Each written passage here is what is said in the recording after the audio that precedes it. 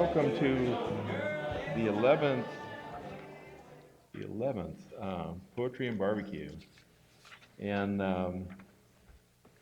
we're so delighted to have you here. Can everybody hear me? Good, okay.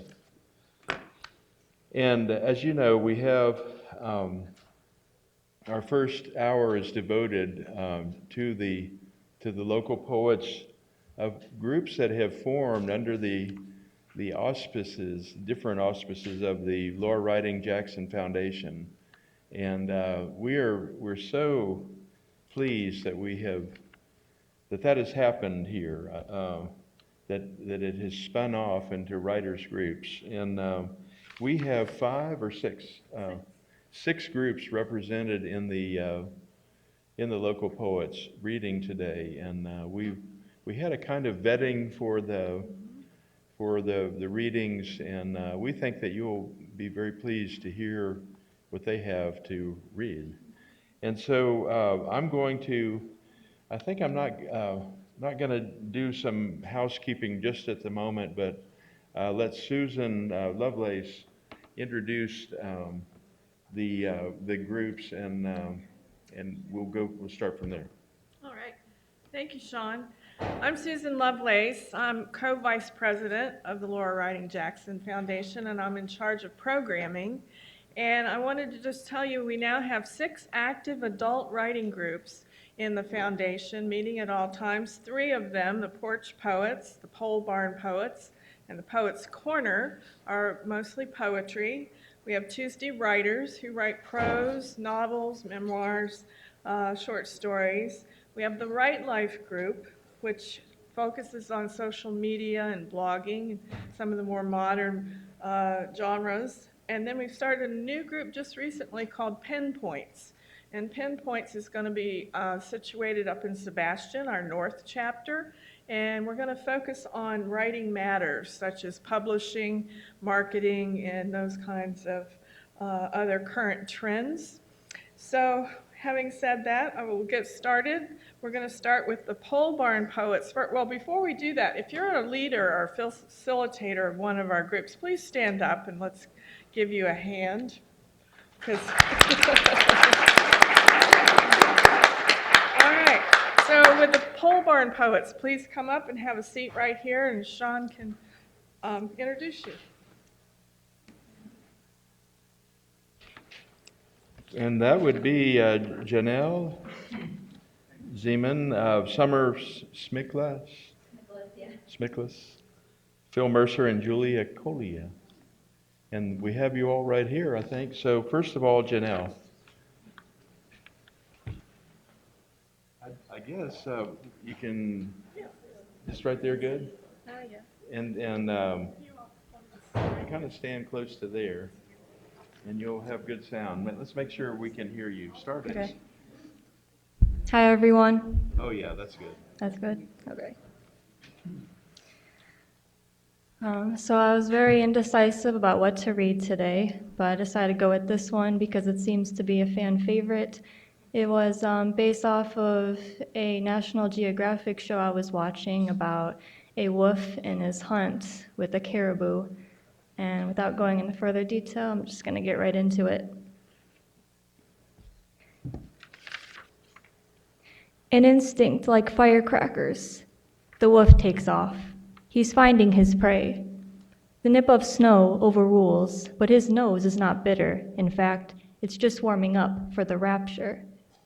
Meanwhile, the caribou flees from an unprecedented doom, a runaway ripping through several red lights. Free, free, she just wants to be free, and the wind is a forceful patrol against her dripping coat. Faster he goes like he's cutting edge, but her drive is just as sharp. Her heart beats like battle drums. Hers is dissonant from the panicked hooves. Hark, the synchronized beats, life and death.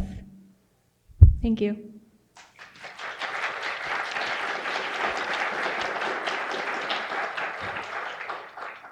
Summer.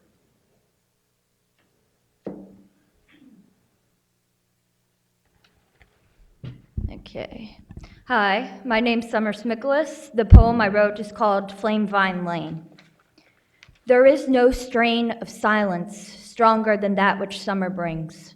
Stillness settles upon my street, wielded like a contagion, eradicating every last drop of my peace, until I am standing upon nothing but feet with no direction. I am carried up and down this empty street, till I arrive, souls bloodied, right back to where I used to be. There is nowhere left to go but inside. A rusted door shuts behind me, a drag of the AC unit. My only welcome back to the one place that was supposed to be safe. Inside, I cannot hear over the roaring silence of an absent second heartbeat. Inside, I cannot breathe where a missing set of lungs should be. I can scratch and itch, but it will never cover the hiss of the walls as they whisper what's best kept buried. I can march and pace up and down, but it will never cover the hollowness in me. There's nowhere left to hide. Thank you.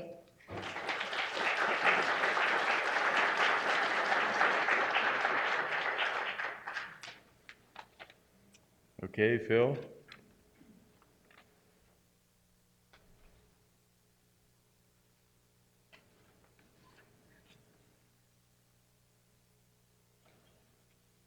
This is a short poem about a poet's perception of the universe of poetry. I dreamed I was a thirsty poet standing on the shore where a great river flows. The river is a verse from past and present poets. My mind seeks metaphors and allusions. I filled my pail from the river. Ballads, rhymes, and allegories slaked my burning thirst. The river comes from many springs. Some are first magnitude poets. Most are simple versifiers, adding trickles to the river. I saw a vast inland sea, whence ran the river of my dreams, the resting place of poets' souls, where dreams and voices echo. I heard a symphony of troubadours singing to the ears of my heart, a choir not stilled by time, lending harmony to my dreams.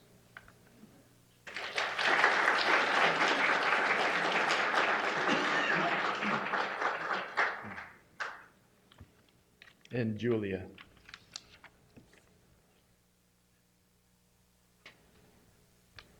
Hello, everyone. My name is Julia Kalia, and I am actually doing a poem dedicated to my mom, sitting in the front row right there with the glasses on top of her head. 2 days before Mother's Day, she was like, hey, you should write me a poem. But 2 days is not enough, and I virtually have done nothing yet for Mother's Day for her. I'm a bad child. So I spent all week writing, and here it is. Every day is the second Sunday of May. Mother's Day arrives once a year, greeting our beloved with flowers and gifts. But why then should we decide to spoil the woman who gave us life? Sick, depressed, broke, alone. She cures our moods with homemade chicken noodle soup and a lingering embrace, asking, is it necessary? To be a mother is to be selfless, putting everyone's needs before her own. When was the last time she bought herself something? If you must ask, you know the answer. She will never convey her wants, nor complain, or ask us to take out the trash twice. She will have done it already. Make her laugh, don't make her cry. Bring her flowers when she least expects it. Remember, roses are her favorite. She will yell if you bring her chocolates, claiming that she doesn't need them. But at midnight, she will sneak them out of her hidden nook in the freezer. She can't hide anything from us. Make breakfast in bed on a random Tuesday. Be sure to splash creamer in her coffee and burn the bacon, just like her mother did. Don't forget to do the dishes. We know she will silently do them and rant under her breath later. The little one glued to her video games, reminding me I'm the favorite child. She has a touch that would make Midas proud, solidifying her love in our hearts. We don't do enough to display appreciation to the life her mother gave us. Give back to the one who gave us everything, since every day is the second Sunday of May. Thank you.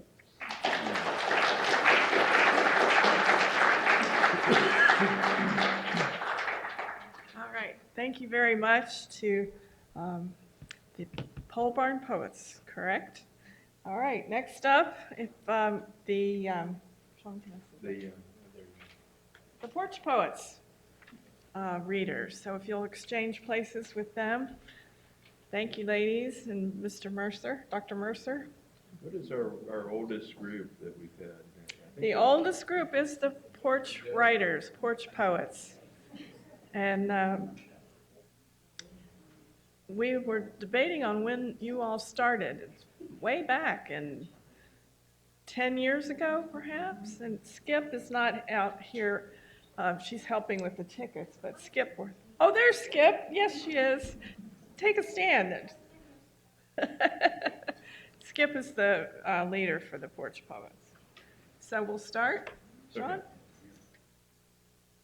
Our first porch poet is Faye Picardi.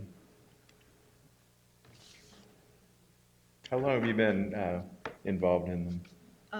It's a little over a year now. Okay. I just found the group recently, and I love it. It's wonderful, and I feel very much at home in the group. So I'm so thankful for it. And also for the second group, because they have the young people and the older people, and they're very talented, and I always love to hear them read. So. Anyway, I am happy to be here because, as Sean just asked me, I have been wanting to come down to the poetry and barbecue for a long time, and this is my first time here, and I'm so happy because I'm not only here, but I'm getting to read as well, so this is wonderful. I have a poem here that's relatively formal, and it's been so wonderful to hear all of the other poems that are so easy to listen to. So I'll beg your indulgence if I do something more formal. I come from a long line of frontier women from mountains and logging camps and farms in Virginia, West Virginia, and Kentucky. And so I have a particular affinity for anyone who works on a farm, a ranch, whatever. And that's the reason I've chosen this poem today, because I feel like these frontier people are very courageous and full of spirit. As a young child, I witnessed my Nana perform a ritual which is performed on many many areas has been for a long time in the country and on farms and ranches and so forth. And for those of you who have ever observed it, you will never forget. And for those of you who haven't, I will do a little demonstration of one of the motions that goes into this particular ritual. It sort of goes like this. And it's not a lasso, but you probably know what it is, that action that goes like this. This poem is, I think, a celebration of the courage and spirit of frontier women and men everywhere. I get a little nervous when I get here, despite the fact that I read a lot. Okay, it's called Nana's Sunday Dance. Hands on hips, she spots her hapless fowl. Her stance so seasoned in ancestral blood, she does not need to think of roles she needs to fill. Her Nana, my Nana, dresses in her dreams, so wears the fragile gown she stitched and wore to dance that ancient waltz, which ends all girlhood flings. Unfazed, she grabs a startled neck and flings it round. Above her head, the circling fowl, Below, a whirling dervish winds her dance until she holds a single small and bloodless head, a hidden face that wears a mask already set, its task fulfilled.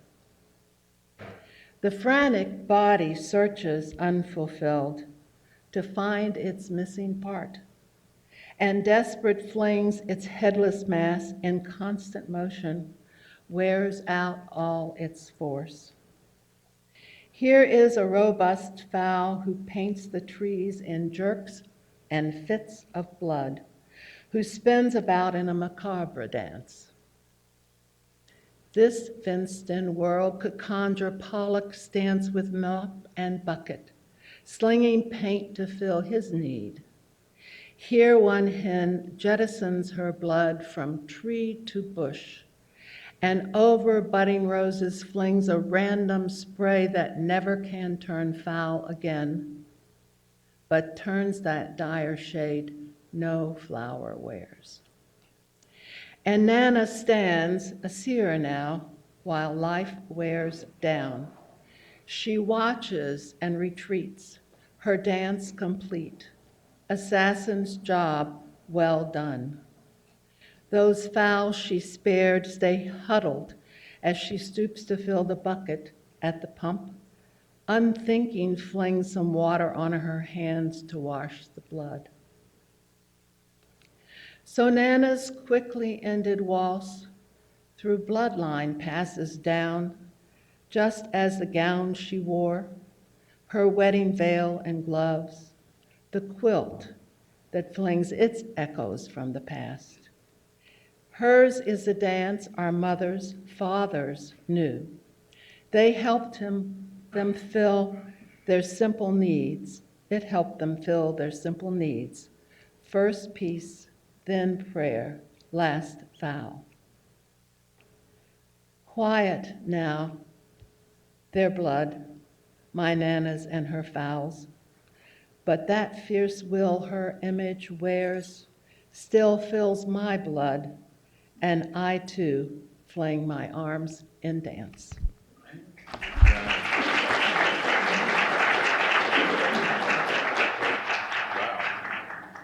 Michael.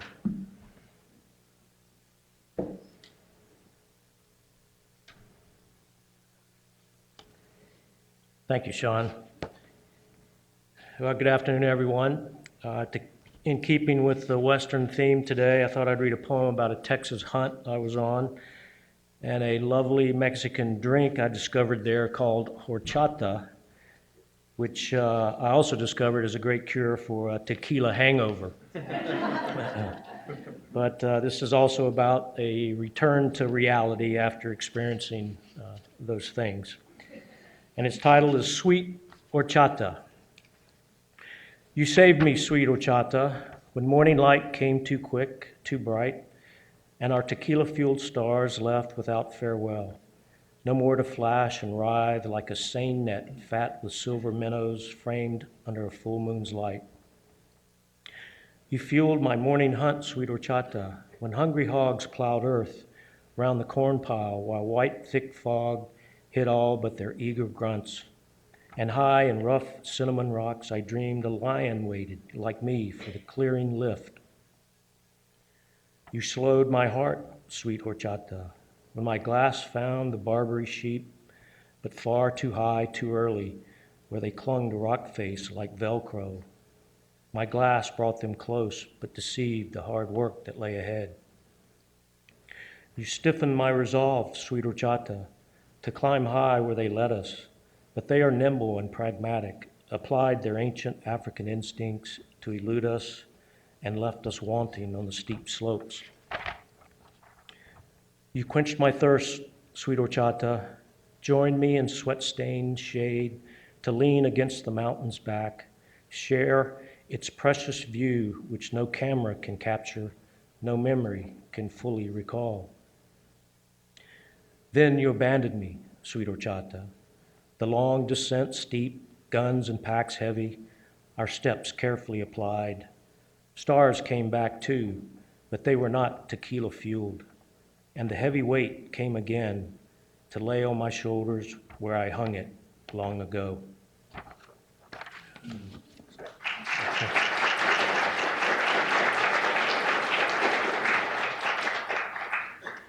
Thank you. Our next writing group is Right Life, and we have Pat reading today from Right Life, correct? Yes.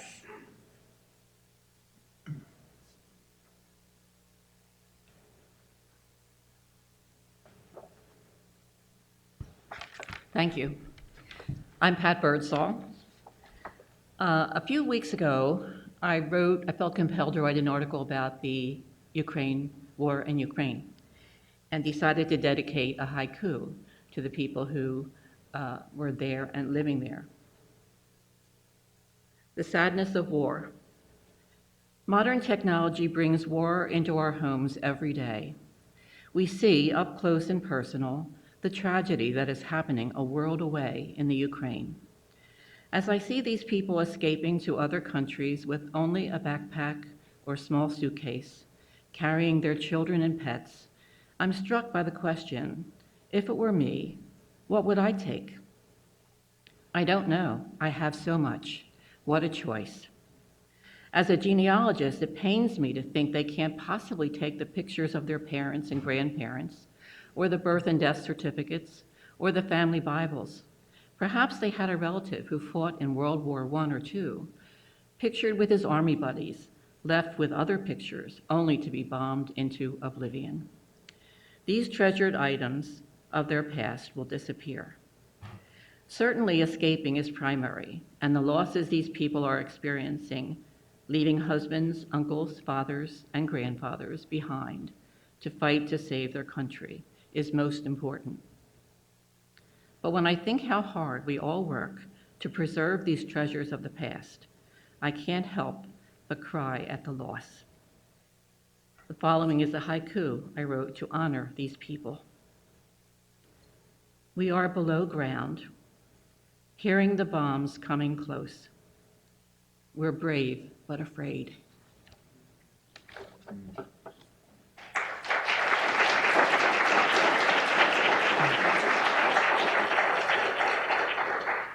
And our next group, if I could have the Tuesday writers come forward, please. These are meeting on Tuesdays. And we've been, I'm going to say 4 years now. 5 years? Okay. So come on up, ladies. And Sean, you want to? And so Jackie is our first. Jackie Grady. Jackie Grady. Jackie's a board member too, a recent board member. Thank you. I was asked recently if I needed courage to read this poem, and my answer is no, because I think when you live a honest life and a true life, it doesn't take courage. It's when you have to lie to appease others. That's where the courage is. This is my poem. Don't say gay. Don't worry. I won't say I'm gay. I will bury it inside and lie. I will pretend to be just like you, a secret for just my soul. All the while I'm alive, I'm quietly dying inside. Don't worry. I won't make you uncomfortable or challenge your authority. I will try to slip silently by, unnoticed. I'm glad my silence allows you to sleep. You don't have to face that your disdain results in pain. Or do you sleep? Is your insecurity so profound, it's easier to not know that gays are around?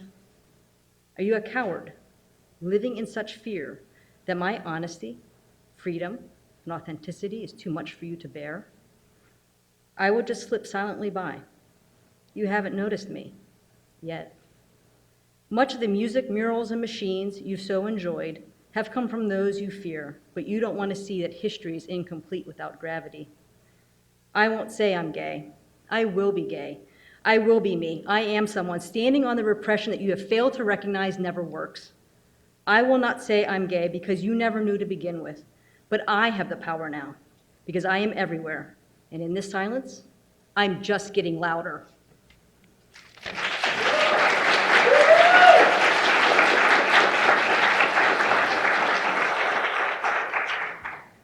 Nina, Dr.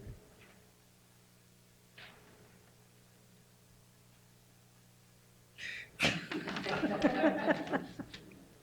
want to make sure that when you come up, make sure all of you stand, that you, Can you hear me? yeah, I want to, Okay, it thank probably you. matters where you are, and I want to make sure you can hear. Thank Are you you. all hearing pretty well? Okay, we got it. We're good. Okay. This is called The Void, a poem I wrote. It's been almost a year since my husband died. After 2 months, I wrote this poem called The Void. But first, let me define for you. The void is a place of infinite potential and creation, but it is more. For me, it is a physical experience of nothingness. It is pitch black, soft, velvety, quiet to the point of discomfort, has no time, no movement, no anything. It is empty, yet it is magical and ever alive and living. It is a place to discard the old and create the new. It can be scary, but mostly it's awesomely peaceful. So who am I in the void?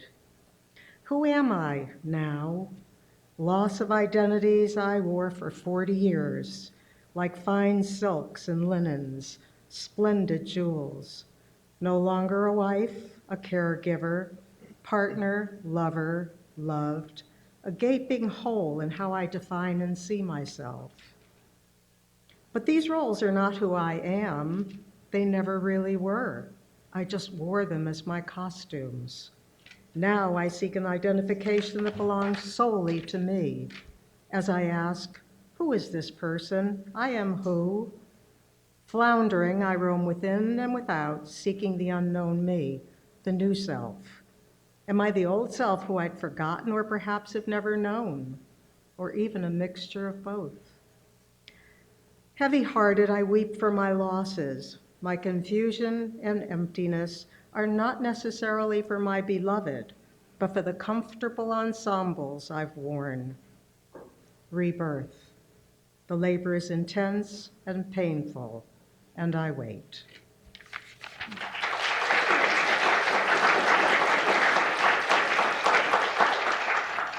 And now the other Jackie.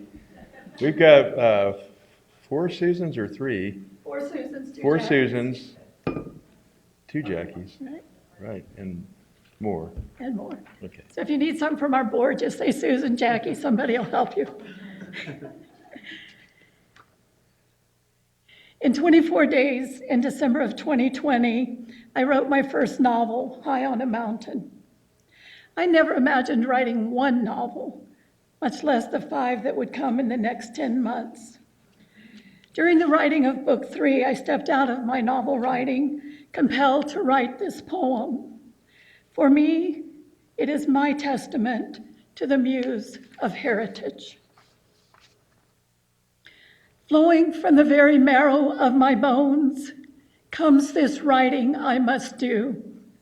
All the words penned before retreat into closed pages. This writing is different.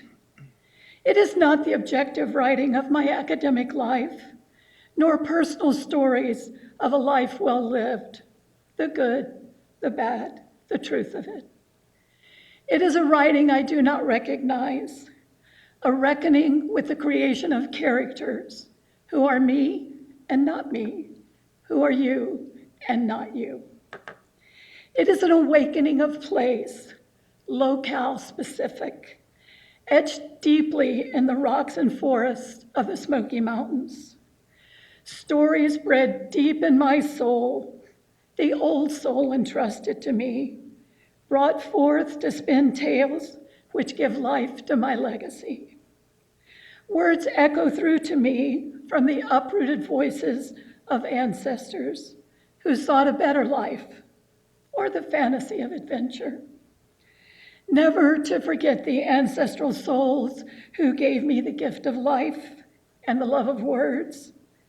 Divining their spirits, I write, winding roads of words, unyielding to the pace of the modern world. In the spirit of the mountain storyteller, weaving tales of folks who take care of each other, except for when they don't.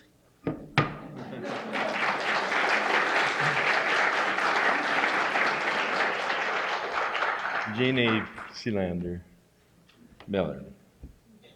I just think Jeannie Sealander.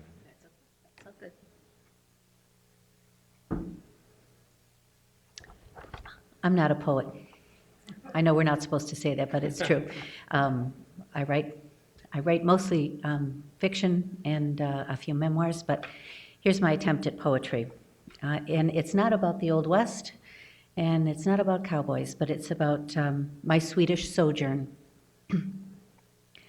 Up near the 60th parallel, somewhere near the Norwegian border, in a land once known as the Finn Forest, my mind travels back to a time where national boundaries changed with the coronation of every new king or royal dispute, to this land known as Omlingen. The land, heavily laden with evergreen and birch, harvested and replanted over generations. The lingonberries, crimson and ripe, are ready to pick.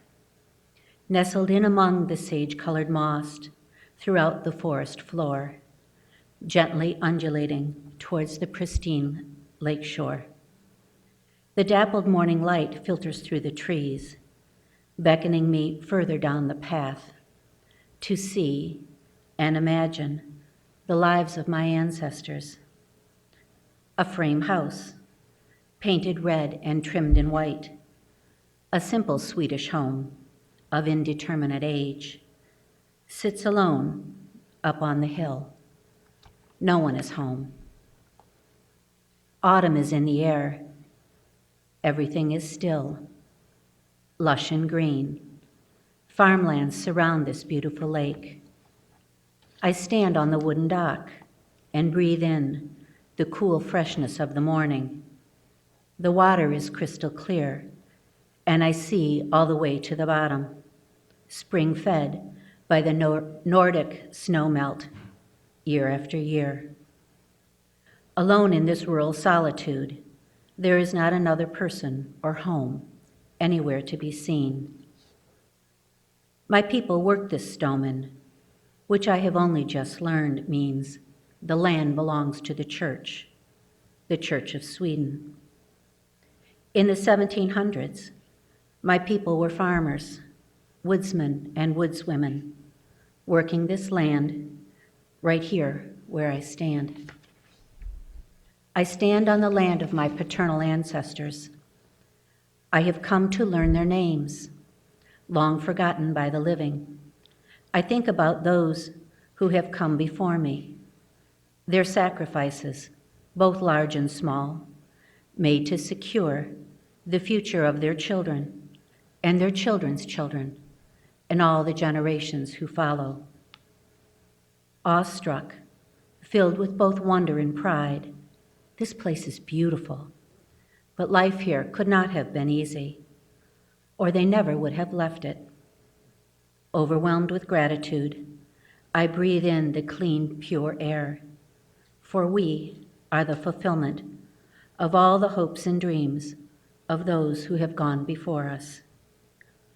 I bow my head and give thanks.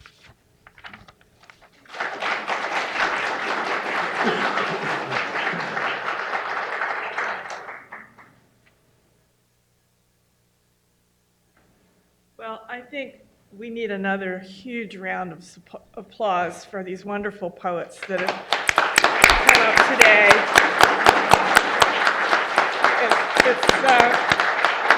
It's amazing to me as an ex-English teacher to see all this talent here, and it's wonderful that everybody's sharing, and I'm so glad that Laura Riding Jackson has been a part of the process. All right, moving along, we have a special award that the first time in 3 years we're able to give out. It's called the Teen Fellows Award. Back in the day, pre-COVID, we used to have students come to workshops down at the Writing Center, And if they attended 3 different workshops and submitted a piece of work from that workshop, then they earned the title of Teen Fellow. So today we want to honor Tyler Hyatt. If he'll come up here. Tyler graduated from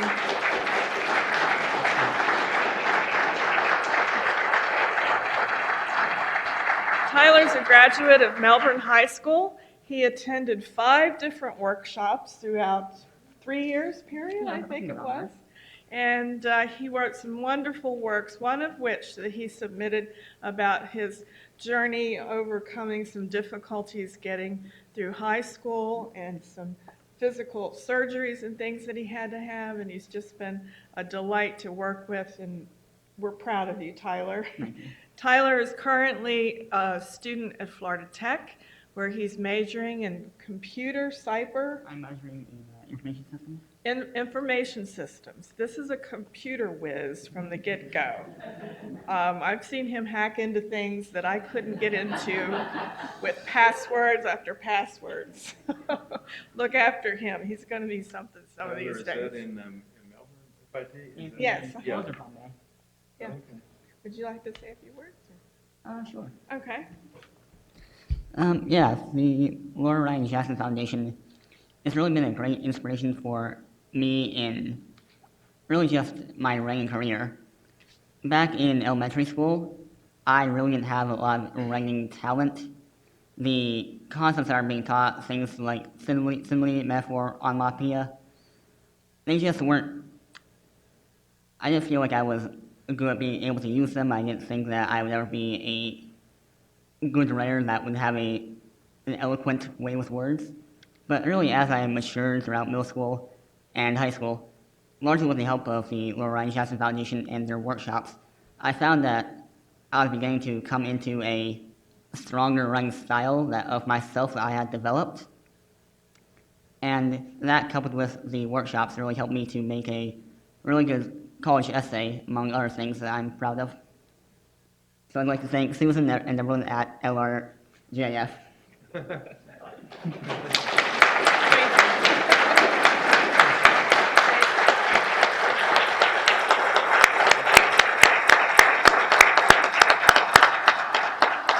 Tyler not only attended the workshops, he rode down with me from Melbourne Beach and helped set up the workshops, helped take down the workshop, helped do the handouts. It was a whole total ball of wax here with Tyler.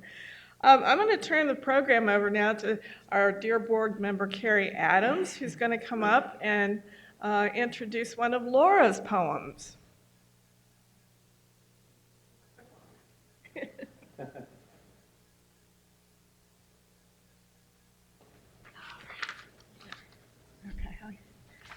I'm going to take over your space here.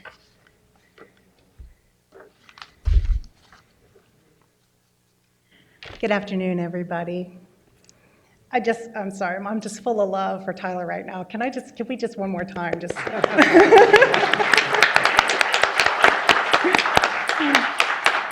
I have the privilege of teaching at Vero Beach High School, and there's just nothing like it. There's nothing like watching those children come into their own with language. It's just exquisite. I'm here to share a Laura poem with you today, and I thought I would introduce it this way. In the realm of what might be considered popular poetry, Laura's work only occasionally appears. Her poems are not often the ones chosen for an English class recitation, assignment, nor found cross-stitched on throw pillows. So when Poets.org, home of the Poem-a-Day and the Academy of American Poets, selected a Laura poem to feature last month during National Poetry Month, it was a rare joy to see it picked up and paraded across the social media landscape, featured on Facebook and Twitter and Pinterest. Definitely a visit from a queen. The following is that poem. The spring has many silences. Laura Ryan Jackson. The spring has many sounds. Roller skates grind the pavement to noisy dust. Birds chop the still air into small melodies. The wind forgets to be the weather for a time and whispers old advice for summer. The sea stretches itself and gently creaks and cracks its bones. The spring has many silences. Buds are mysteriously unbound with discreet significance, and buds say nothing. There are things that even the wind will not betray. Earth puts her finger to her lips and muffles there her quiet, quick activity. Do not wonder at me that I am hushed this April night before you. The spring has many silences.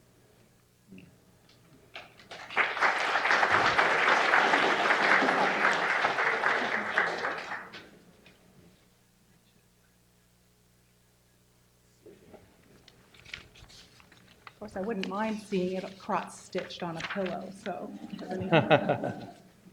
Let's see, where's my, here we go.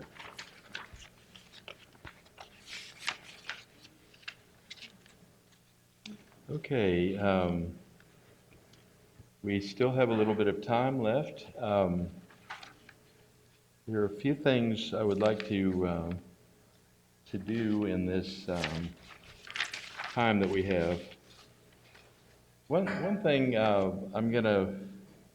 we have a cowboy poet from Fort Pierce / Okeechobee County, and he's a friend of mine, somebody I've associated with for a long time. We both went out to Elko, actually for painting, but he told me that he had a fresh poem on hand, and it being kind of a cowboy themed event, I want to invite him to come up and read a poem with your kind permission. And Brad Ferris, he's from a ranching family, from the Pierce family, and his family is probably fifth generation cattlemen, I imagine. Come on up, Brad.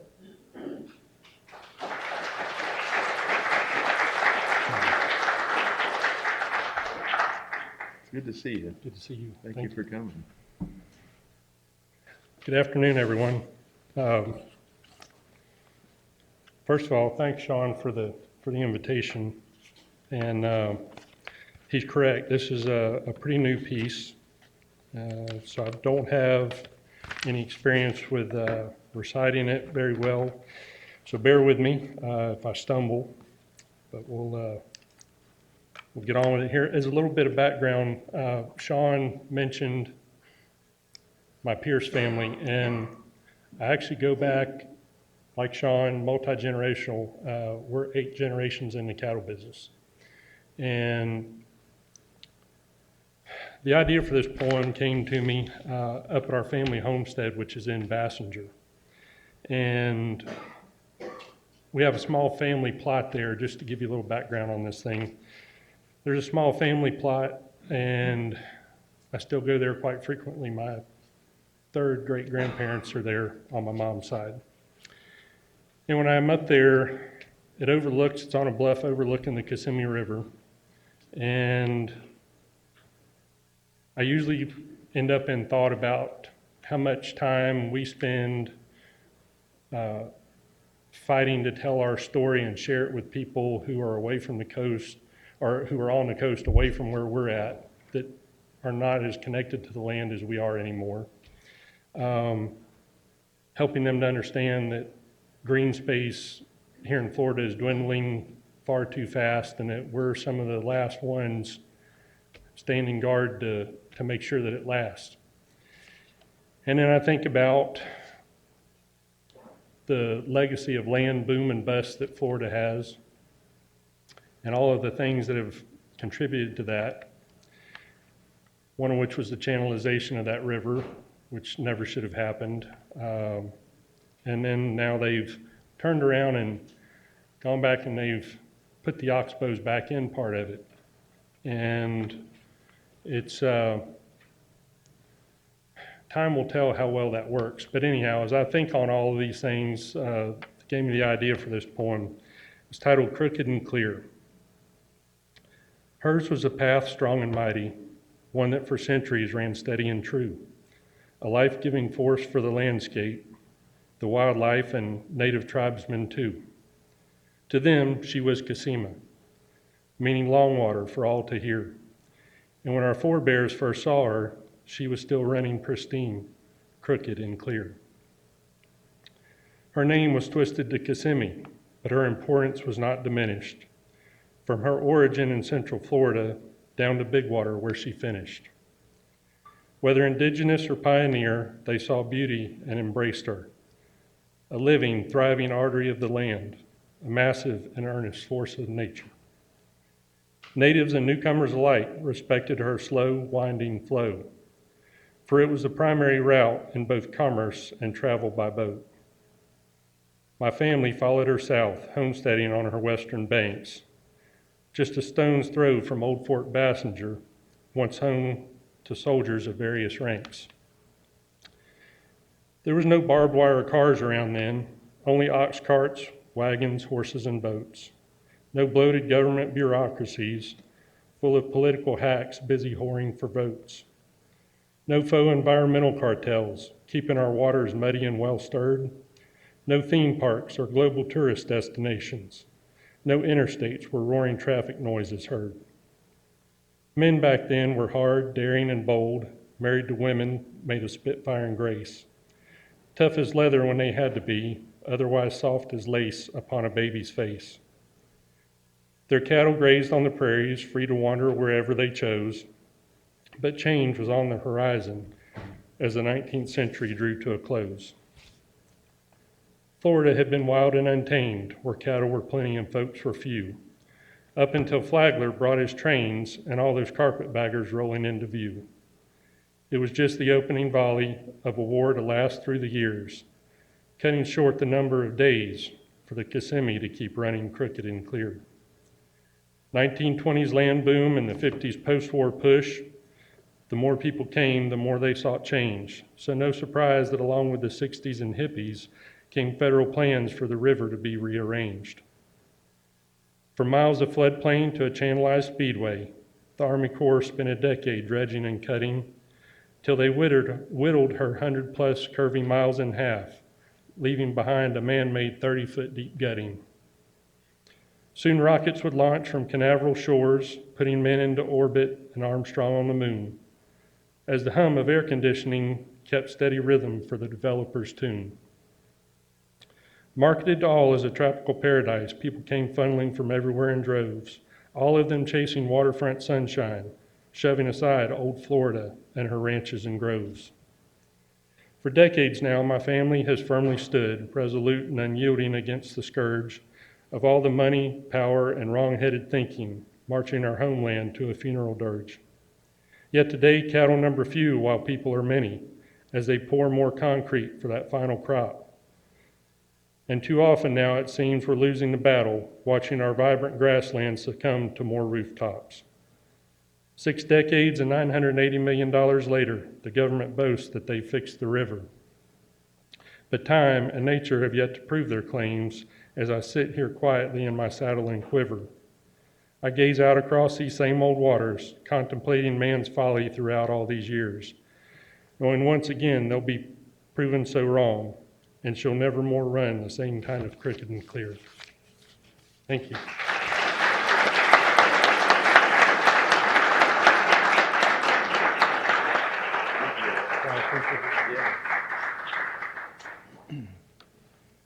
See here. Well, I've actually, I'm slated to actually read a poem to you myself.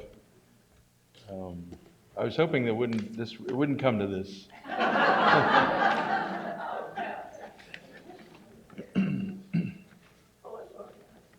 So I'm gonna read you the Old Cow Museum.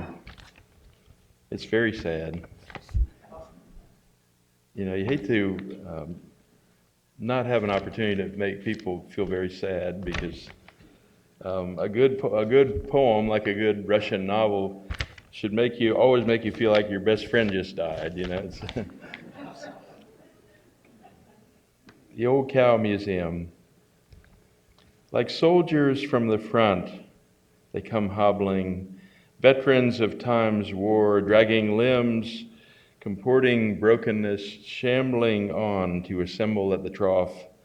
The heifer with the turned back foot is always in the lead, maimed in calfhood and a bovine crush and called from the August load to stow here unsaleable, where she's grown, got bred out of season when a Brahma bull spirited in and fertilized her like Danae.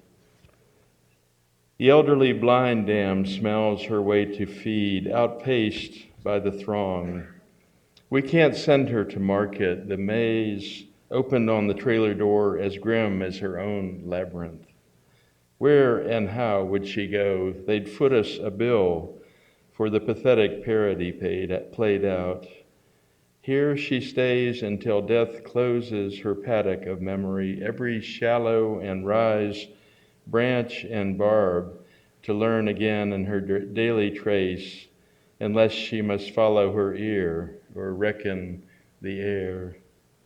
Time stands still in the Old Cow Museum, time present, time past, that empties and fills the wombs of calf streams, time of no season, no accounting. As the daily orb arrives to no consequence, where the crippled Brahma that can't make it down the lane glows in the distance like a cumulonimbus over the Bahamas, she calved her first year in captivity, whelp slight as her udder, melted into the woodwork soon as we caught sight of him. Here she stays, barren augury of an unwhispered beatitude, violating every scruple of cattle breeding, companion to the arthritic Angus matron, bought 1 year in the Carolinas at the end of a sale. Attrition could be her name as she struggles to her portion. Like your grandmother through the aisles of the grocer, cries loudest when Sunday's brunch must wait till after church. And every calving season, orphans emerge to count among the world's brood, be added in. The first-timers get she wouldn't own, an unclaimed twin, daughter of the cancer eye cow that withered away 2 months shy of the wean, a listless starveling of the fretful Madonna of the swollen teats, taken and given to shoulders and wits. And wastrel, whose mammy up and died midwinter, she, wild as a snake, to be gotten out and finessed into this house of mishap. Anyone in this business needs what they contain, an out-of-the-way place, the quelling grains, and peace of ancient dames. At the end of suffering, there is a door. And some bright morning we'll find another gone, off to the unfenced field, a shadow curled beneath a bough, the collect of leather and bone, gather of manure, birds already there, and what we'd always taken for the wind, an unceasing benediction. Thank you.